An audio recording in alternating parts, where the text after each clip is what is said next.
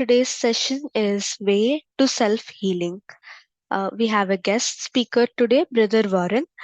Professionally, Brother Warren has a long career in international travel and customs management. And personally, he has developed a martial arts, he's a martial arts teacher and meditation teacher. Uh, Brother Warren is a student and faculty with Brahmakumaris for about 4 decades.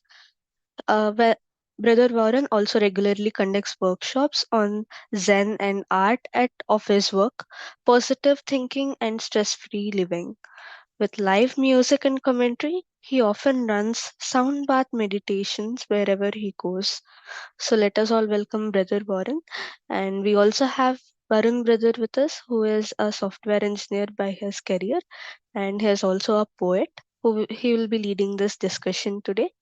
So let us kickstart our today's session. Thank you. Om Shanti. Om Shanti. Thank you so much, sister, for the introduction. And welcome, Brother Warren. And welcome to everyone who has joined us for this session. So, Brother Warren, I had a chance to observe you. I mean, a few years back, you were in Hyderabad and you came across as someone who loves silence a lot, somehow. Hmm. I felt so. It was just a day or so. And when we had to decide the topic for this session, somehow I felt that healing would be a very appropriate topic to speak on because of your love for silence and also the fact that you have some background in various healing modalities and you have been practicing meditation also for so long.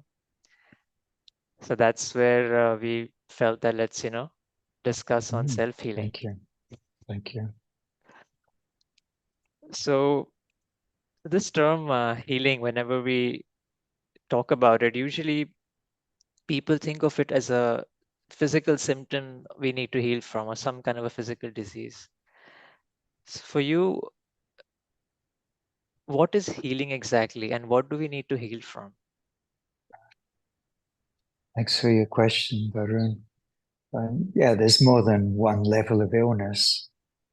Mental illness, emotional illness. Maybe our sanskaras are sick, our subconsciousness. Maybe it's our very attitudes to life, the way we're living, our lifestyle needs healing. It's out of whack. And so many things we have to look at when we think about healing.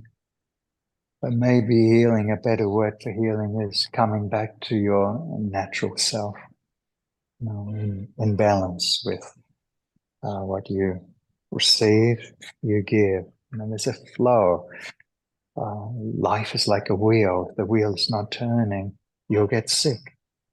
For example, if you only give and you don't receive, you'll get sick. Or if you only want to receive and never give, you will get sick. For example, if you eat only and you never exercise, or you never go to the toilet, you'll get sick. Or if you're all the time giving, it's a recipe for illness, isn't it?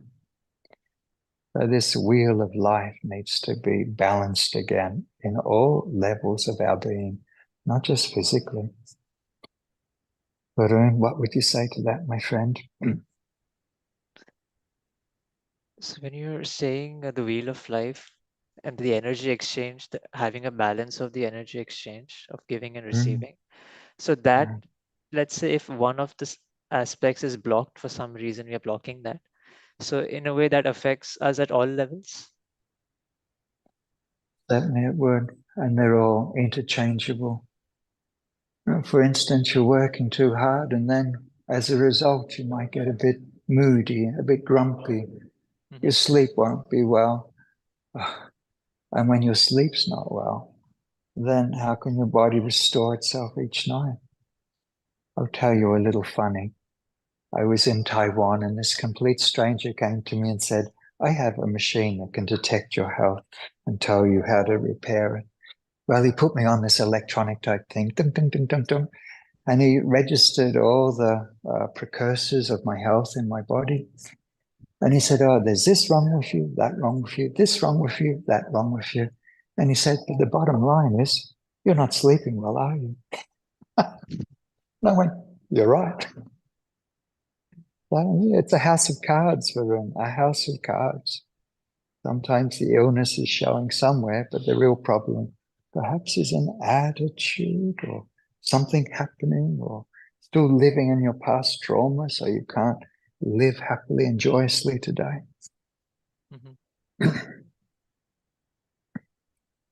So to be able to understand what's wrong with you, I dare say one of the most brilliant arts that you and I propagate, and that's meditation. You awaken and you can start to see yourself through different eyes and be able to check truly, how are you living? Do you have 5-star goals and 3-star capabilities? Or are you getting angry over nothing? No. Why don't you eat better food? Oh, my mother used to feed me that, so I'm still eating that today. Hello? You have to learn your own lessons if you need to eat more natural food rather than just what you grew up on. You know, your body will change. You'll need different things. So again, I'm underlining this point of coming back into like a balance, a return to nature. When you return to nature, then nature can heal you. Okay. So returning to nature in the level of physical also, and in the level of the natural state also, you mean, our natural So balanced as well. state. Yeah. And even your food, if our food is highly processed, good luck with your health. Sure, our food is inundated with processed food now. Processed flour, white rice, so many things, sugar. But the more you can have fresh and natural things straight from the farm, straight from your garden, it's full of prana. Yeah. What's prana? Life energy. If you're not eating fresh life energy each day, again, my friends, your health, it's something that's begging to shine through. Often illness is a signpost to say that we're out of balance.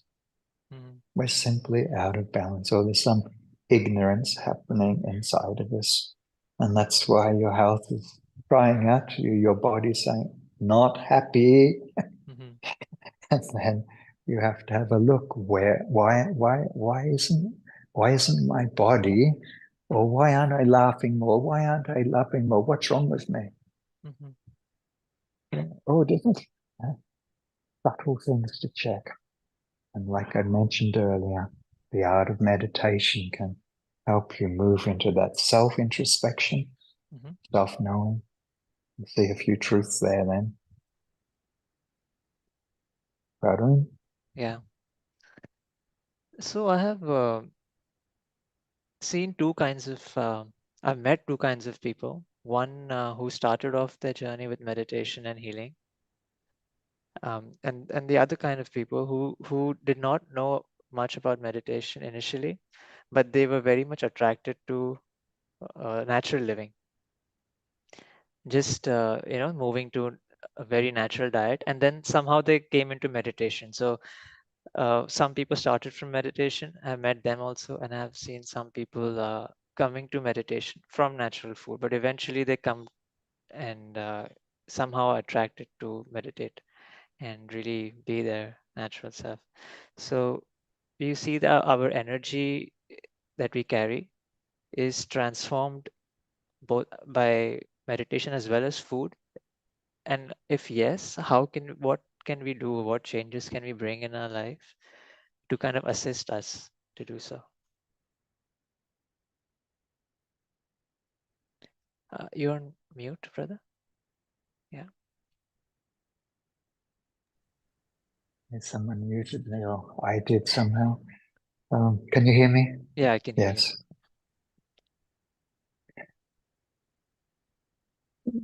I do suggest, go to a naturopath if you're really ill. And if you're chronically ill and you've tried everything natural, go to the doctors. But the best process of keeping your health is preventative. Mm-hmm.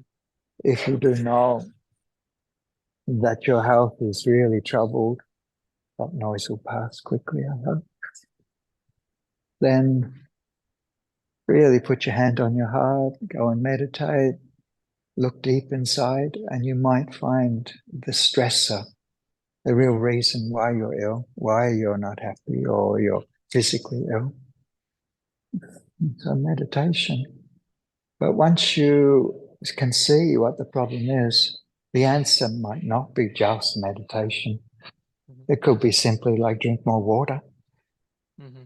If you drink enough water each day, you're giving your body a chance to be healthy. Mm-hmm. If you only drink chai all day or coffee all day, it's another stressor on top of your body. Like I've already mentioned, a more natural diet, even practicing things like pranayama. Mm-hmm. I can't stress enough the quality of your breathing, the depth of your breathing. As your breathing shortens, so does your life. Mm-hmm. Oh, 1 billion Hindus that practice pranayama. There's got to be something in it. And so prana, the energy of life that you can draw from the air, prana, the fresh ingredients out of fresh food that you get from your own garden or freshly picked rather than processed.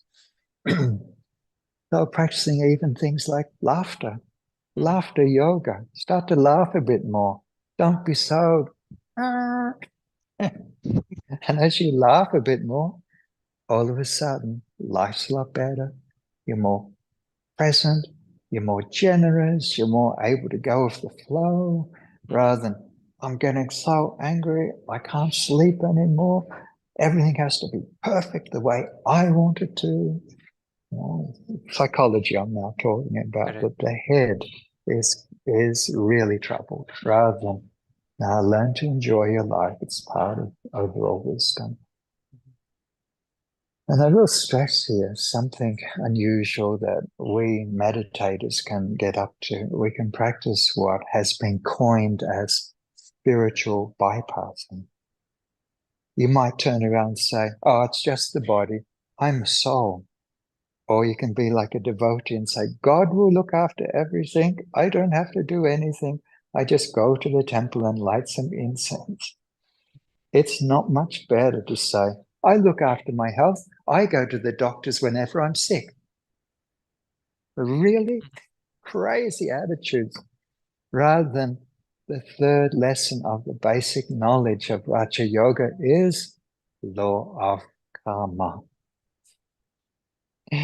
We're incarnated in this plane of karma, as in you've got to balance your giving and receiving on multiple levels if you want your health to be good.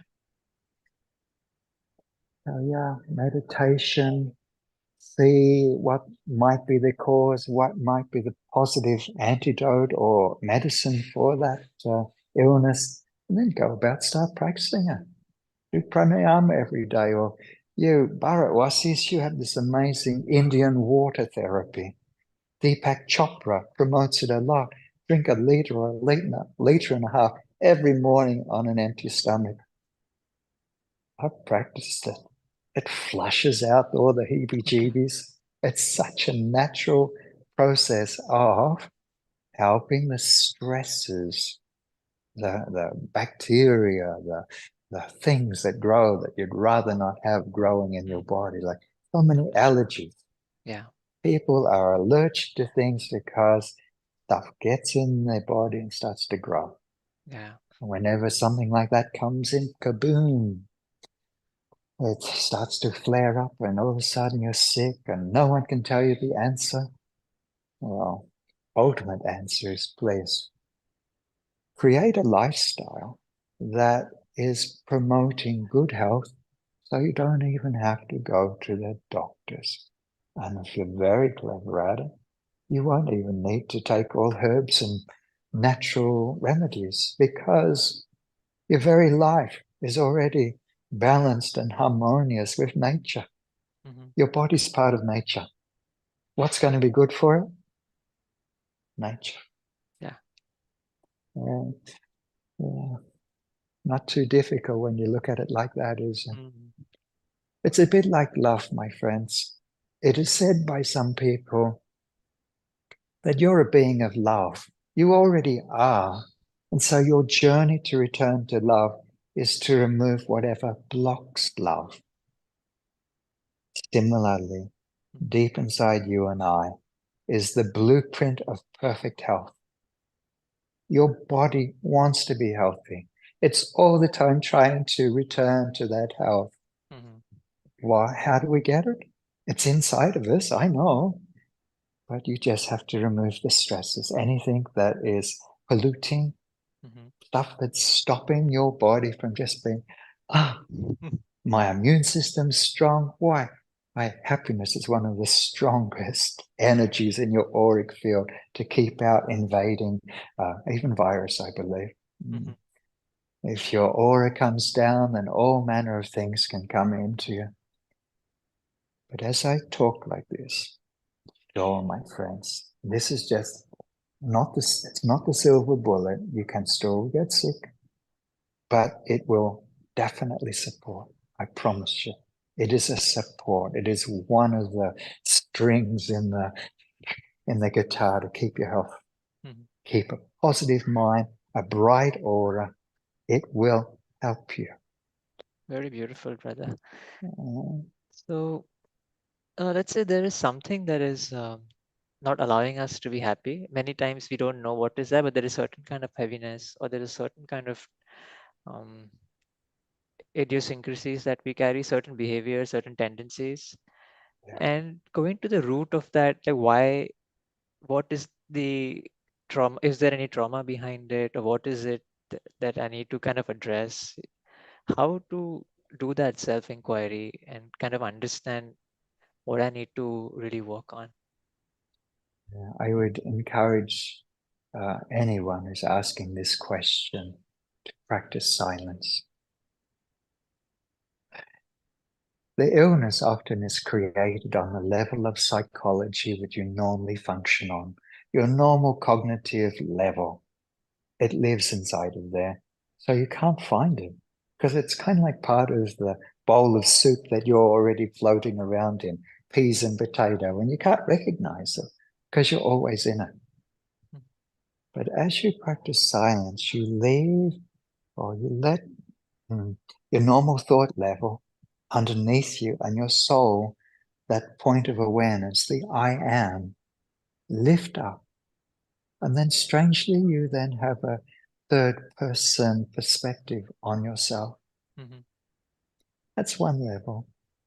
Another is when you're in that upram, this lifted, this detached and yet connected level.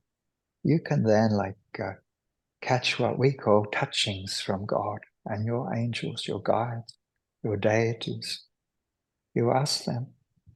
And if you ask truly when you're in that space, your catching ability to hear, your intuition is heightened. So you can have this sixth sense to know, oh, I have this bacteria in my body, or I'm still angry about the way my mother-in-law treated me, and that's what's eating me. No, it could be so many subtle things. Hey, even the voice will say, do you know you're allergic to that? And you go, oh, better stop eating that.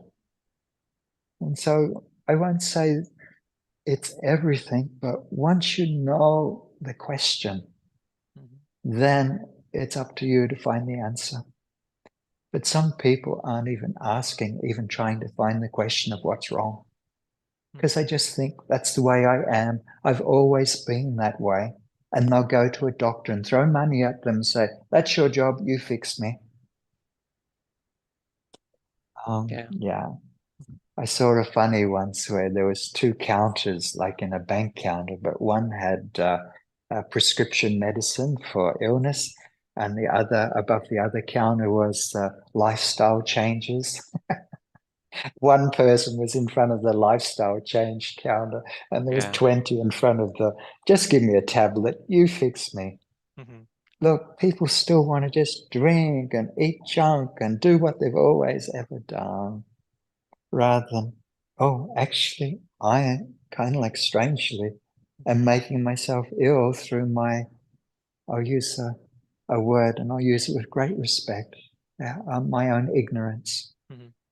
I was just being ignorant. I didn't know that would hurt me. But once you realize, no, hey, instead of drinking Coca-Cola every day with your meals, how about water? Let's see how your stomach starts to feel a bit better. Yeah. But hold on, they say on the TV, drink Coke and you'll be happy.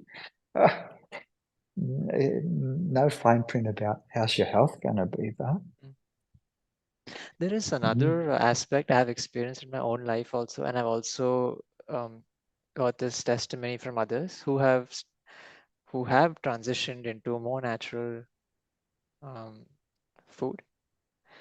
They all have seen a difference in the quality of thoughts also. Wow. And something similar I have also experienced, that things which kind of bothered naturally just went away. Yes. So this kind of got me to the point that you shared, that quite often then there are those entities which are not needed in the body, and then how we need to flush them out. So somewhere our energy in a way is also impacted by the presence of those energies, and that kind of affects our thought patterns. Yeah. Now, I'll talk to you now on a psychic, subtle level. Like, again, my friends, I'm an energy healer. And Mahatma Gandhi once was quoted as saying words to the effect of, until you conquer your palate, you won't be able to conquer lust. The palate meaning your tongue. Nowadays in the West, they'll have cooking shows and many cooking all these fancy dishes. And I go out at night and I look in the restaurants and so many people getting their rocks off, eating fancy food, spending a heap of money on culinary delights. And I look at them and think, but a moment taste on your tongue, a pleasure on your tongue, doesn't give you happiness. That's part of one of the questions is, what's another sickness? Two sicknesses I'll mention. One is the sickness of desire. Simply put, we project happiness onto physical things and then we think that that physical thing gave us happiness. Bit of a brain teaser what I just said. We project happiness onto something. It's only a thing. It doesn't give happiness. A piece of chocolate does not give happiness. Coffee does not give happiness. It's just stuff.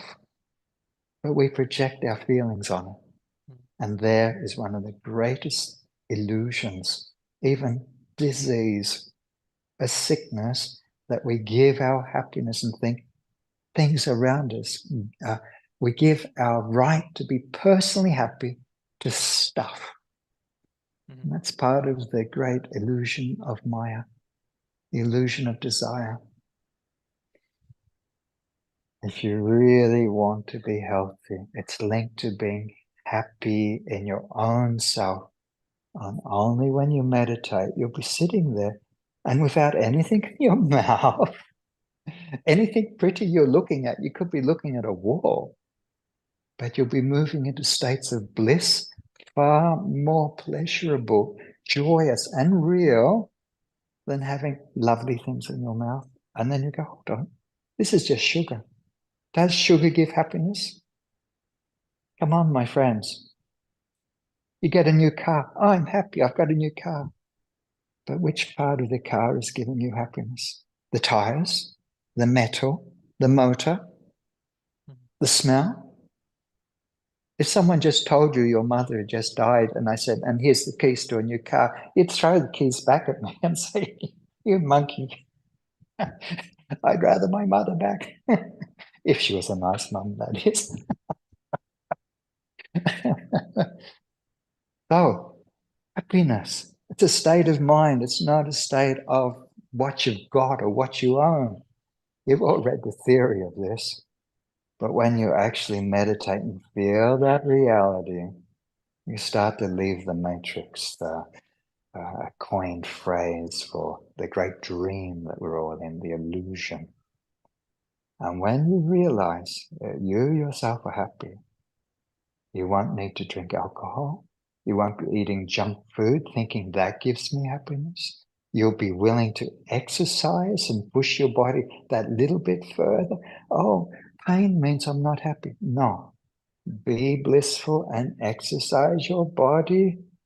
It'll love you for it. It's there to be used. If you don't use it, you lose it. Yeah. It's a house of cards. Once the soul starts to realize, oh my God, I am a being of bliss, and yet I've incarnated in this field of karma. So there are laws you must abide by here, or you will get sick. No one will love you. You'll be grumpy, moody, can't sleep, die quickly. What a world. It's ignorance personified, isn't it? So as you realize that you are the author of, or the controller of this wheel, what you bring in, let it go out. If you're not being loved enough, hey, love a bit more, my friends. Start that wheel. Mm-hmm. And as you love, everyone will love you back. As you become more generous, giving of yourself, the universe will give back to you. All of a sudden, you're walking along healthy, happy, well, loved, thinking, it's so great to be here. Rather than, I'm bored. What can I eat to cheer myself up? Oh, I just want to sit on this couch and watch Netflix. This is the way to be happy. Got it, brother. No, Very my good. friend. No, my friends. Yeah. No. Brother, can So it's we? sure. Yeah, sorry. Go ahead. I was just sharing if we want to do a meditation based on Yeah, what you suggested to kind of sure. really inquire and experience silence. Okay. I'll do that meditation, but there's one last point I'll Yeah, make for sure. you all. Yeah. We're creatures of habit, and you tend to keep on. Am I still here? Still online? Yes, Okay. brother. So as we seek to change our lifestyle, learn to love your changes. And as you love the new way you're living, then you won't go back. If you're quietly still loving what you've left behind, that dysfunctional way of living, then what will happen is you'll be pulled back there. For example, as you start to love drinking water rather than Coca-Cola, you start to love exercising every morning, or laughing more, you won't want to go back. Rather than, I stayed up all late last night just watching TV. Learn to love your new way of life, and then that healthy way of life will become your new nature. Yeah. And then that will be your great friend. So it is a destination and yet not. It's a way of living, Mm-hmm. a way of living rather than, oh, I just need a tablet to fix me and then I'll be the same, I'll be right. No, you won't. Your lifestyle made you ill. Not always, but in the way I'm Yeah. talking today, Yeah. yes. All right, let's do a meditation. Yeah. I'd like to offer you all a commentary using the Supreme Soul and what I call the field of unlimited potential. Okay? How long have I got, Varun? How long have we got? 2 to 3 minutes. Oh, okay. Yeah. Short, sweet. Okay. Slow your breath. Your breath is linked to your mind. Slow your mind.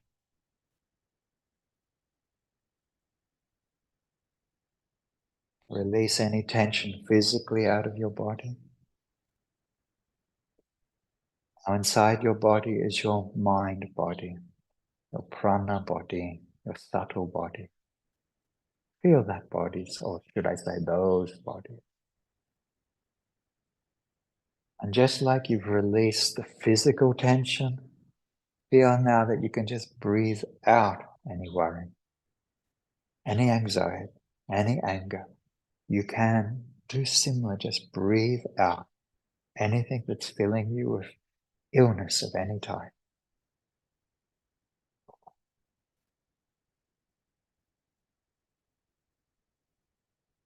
Secondly, now visualize above you the creator energy.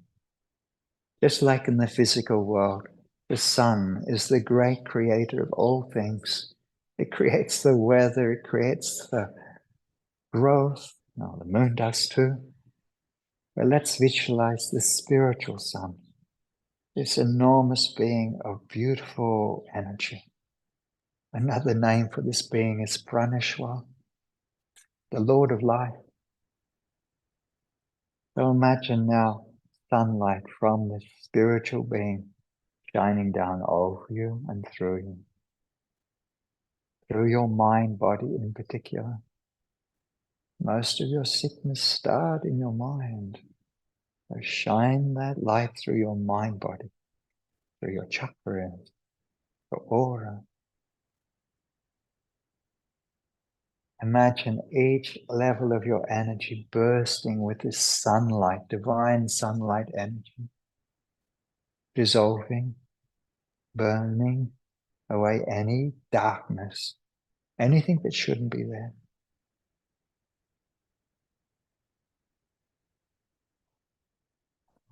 Most importantly, now visualize your health returning. Picture your health being there, that it's trying to come forward. Call it forward. Invoke your health to return. Do not focus on your disease anymore. Focus your yoga, your meditation on your health. And see yourself happy, healthy, wealthy, prosperous, dancing again, playing in your life, no longer limping along with sickness.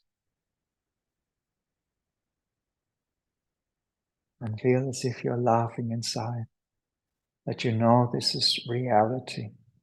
This is in the field of potential. So call this potential to awaken, to come into your life.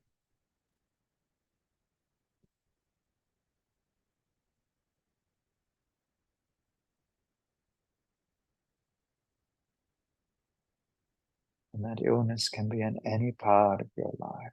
Visualize it now changed, full of happiness, full of love, full of well-being, vitality.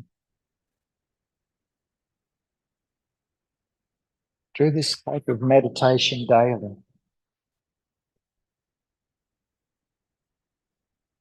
Do this type of meditation daily. And of course, like I've been stressing, change anything that you think's been making you ill. It's not difficult. It's not difficult. Make it easy. Thank Om you. Shanti. Om Shanti. Thank you so much, brother, for the beautiful meditation. Thank you. So thank you Hope you for... got inspired. Sorry? Hope you've been inspired by something I said. Absolutely, absolutely. Yeah. So basically, a few things that I can summarize what I took away is like taking responsibility of our health instead of relying on anything external, really taking that responsibility, making that lifestyle changes that we ought to, and kind of loving that, not just doing it forcefully, kind of really enjoying it, allowing it to naturally become part of our lives. And at the same time, practicing silence to empower our intuition, to kind of introspect and and understand what is to be transformed, and then gradually just heal ourselves. Yes, And also one other visualization or meditation exercise you shared of experiencing ourselves as light and allowing the light to flow in our light body, because after all, everything is in this light body. So Now everything is yeah, there. Varun, wonderful being with you all. Thank you, Varun, for thank you so much. interviewing your thoughtful question.